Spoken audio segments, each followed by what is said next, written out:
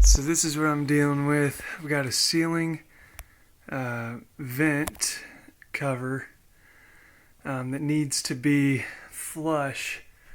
Right now it just sits right off my ceiling like that, and then you can also see too I gotta go up and wrap the duct because the condensation creates some sweating, and that's where the brown spots are coming from. But what has happened is these screws have really nothing to mount into other than a little bit of sheet metal that has been kind of stripped out. So what I'm going to do is I'm going to go up in the attic, and where those screws are located, I'm going to put some 2x4s in there right above it so that these screws have something to bite into, and so I can get my vent flush to the ceiling, so that it looks a lot nicer than what it currently is. And then too, while I'm up there, I'm going to insulate the boot. But the nice thing is that this boot mounts, I think right here there's the 2x6 that's the ceiling joist, and I'm just gonna screw in from the top and the side and just kind of have like a little cantilever beam hanging out. But that should be enough to hold this vent up there, and see how it goes. Alright, this is with that vent cover off. You can see right here, this is where those screws kind of went into, but they're just kind of stripped out and not really holding very well.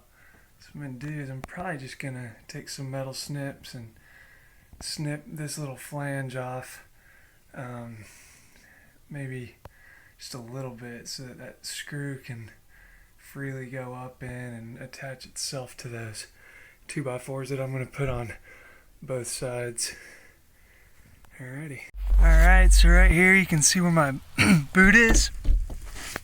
And then right here is the hole where that screw is coming up. So what I'm going to do is just place that block of wood right there, and I'm going to hammer some screws in right here and right here, and that should fix it in place enough for it to just have that screw come bite into it.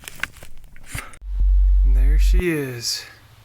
I just fastened the screws into the wood, and that worked. So I've got this second one that I'm also going to do. It's just right across from my other one that I just installed. So some lessons learned is that I created these little L flanges just because it will screw in up under here on the bottom side, but this portion right here will be screwed into my joist.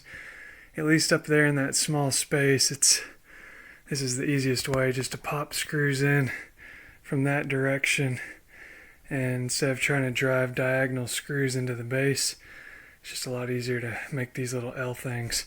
So this one should be a lot easier to install this time around. Alright, there's my L flange. I'm just going to pop screws in right in here. Boom, boom.